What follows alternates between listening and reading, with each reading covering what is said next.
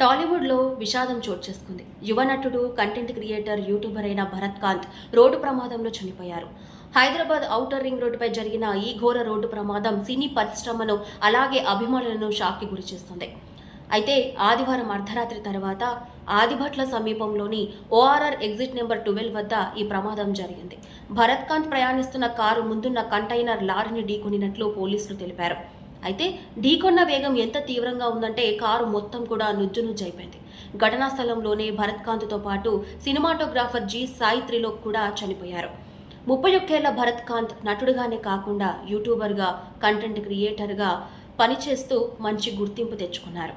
అయితే గ్రామం, టెనెంట్ వంటి సినిమాల్లో నటించిన ఆయన వెబ్ సిరీస్ల ద్వారా ప్రేక్షకులకు ఇంకా దగ్గరయ్యారు. సోషల్ మీడియాలో యాక్టివ్గా ఉండే భరత్ ఇలా ఒక్కసారిగా చనిపోయాడు అన్న వార్త విని అభిమానులను తీవ్ర విషాదంలోకి ముంచెత్తింది. భరత్ కాంత్ మృతి పట్ల సినీ ప్రముఖులు, అభిమానులు సోషల్ మీడియాలో సంతాపం వ్యక్తం చేస్తున్నారు.